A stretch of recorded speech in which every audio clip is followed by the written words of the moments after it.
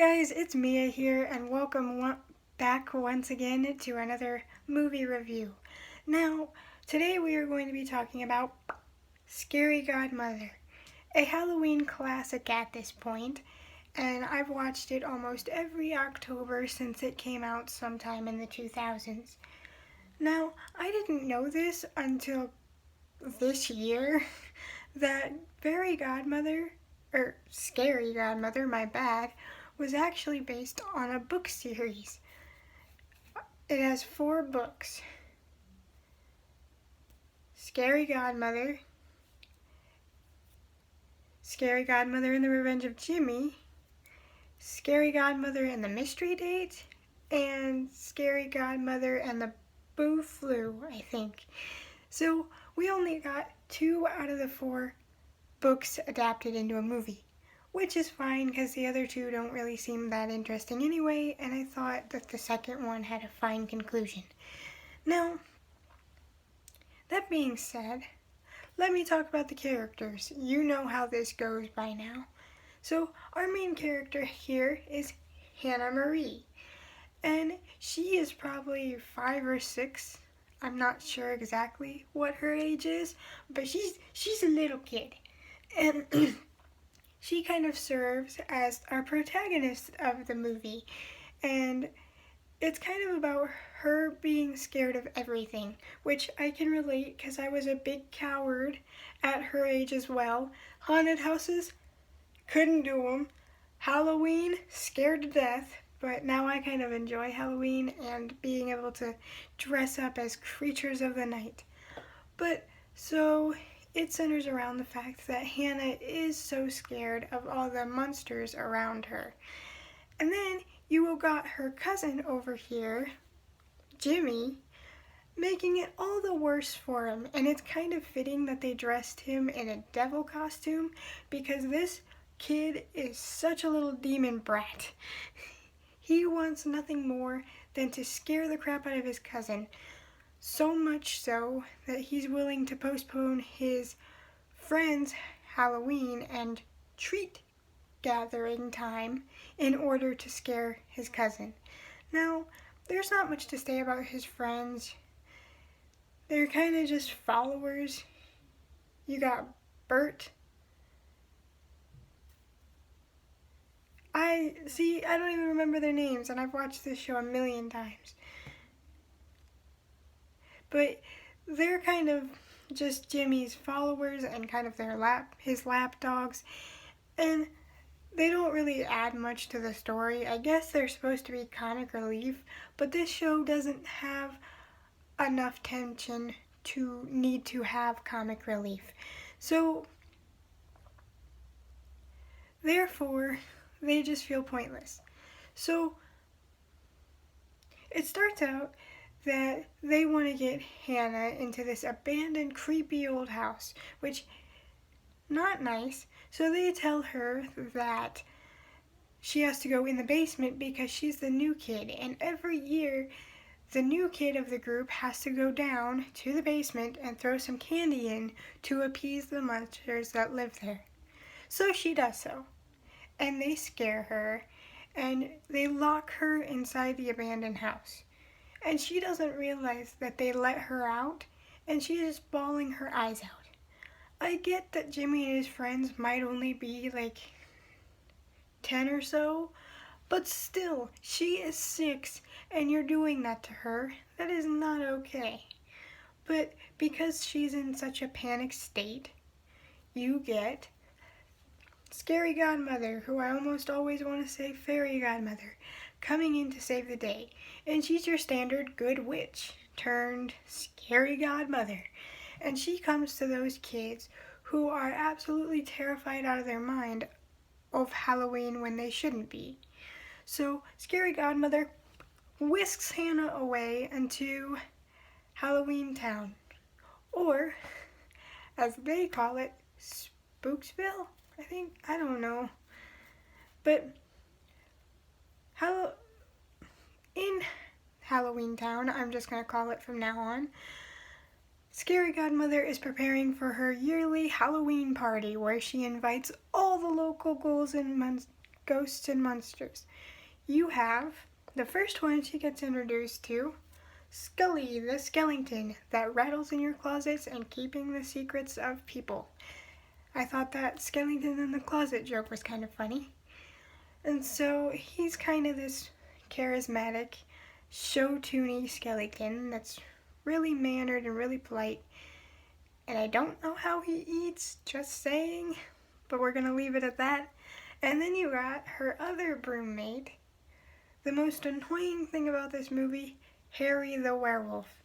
Now, Harry the werewolf is obsessed with food, so much so that they literally end up attacking him because he won't stop talking about food after already swallowing their whole buffet. So then you have Orson, who I really think that his friendship with Hannah is really sweet and really cute, and they instantly click once Hannah gets over the fact that he is a vampire. And then you have his parents, I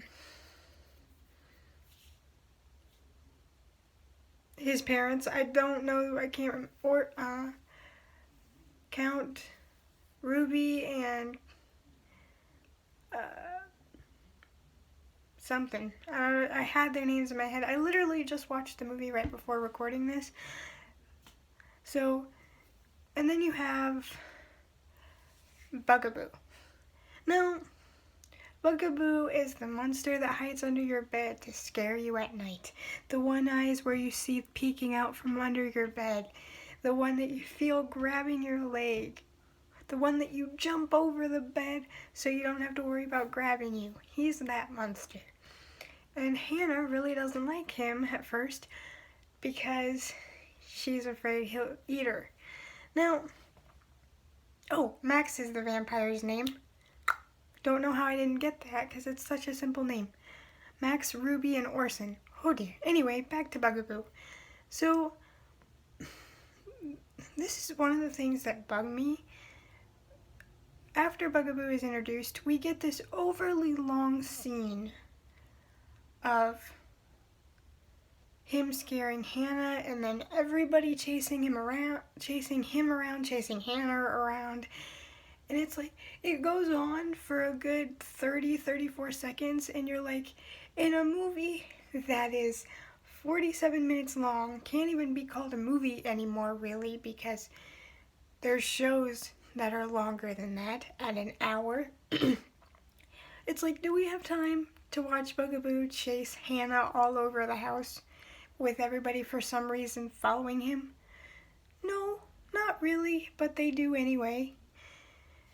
And then, speaking of long scenes that overstayed their welcome, after Orson and Hannah kind of connect, they're told to go and play by Orson's mom.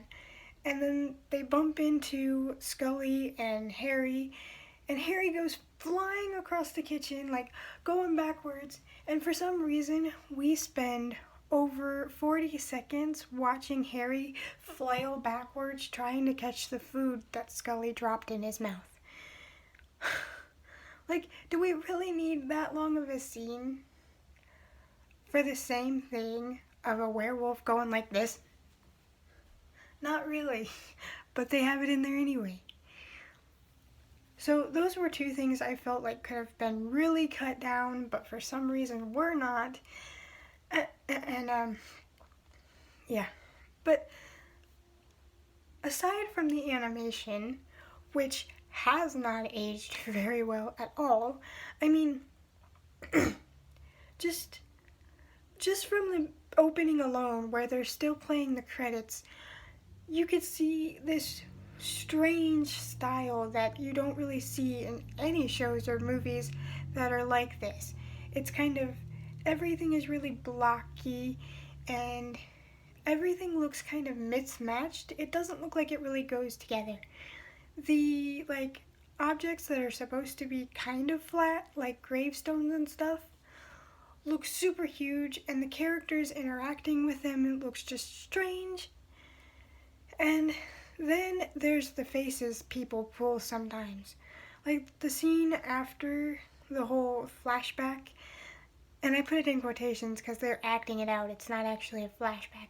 But the face Jimmy pulls when he says ding dong, it's like his head gets twice the size it was, and his eyes bulge out of his head, and it's like, whoa, chill, chill, chill. So the animation, it was fine back then, but now it's like, yeesh, didn't age well. But that honestly doesn't take away my enjoyment for the movie, the special, whatever you want to call it, because I think that at this point I have so much nostalgia for it that the animation doesn't really bug me. But there are times when it just looks a wee bit wonky. And then the characters, in all honesty, except for Bugaboo and Harry because they're bigger built characters, honestly remind me of those rubber rabbits you got as a kid for Easter. Like, anybody else seeing this correlation? Because I definitely did. So, Scary Godmother is not a scary movie, or really isn't a movie at all.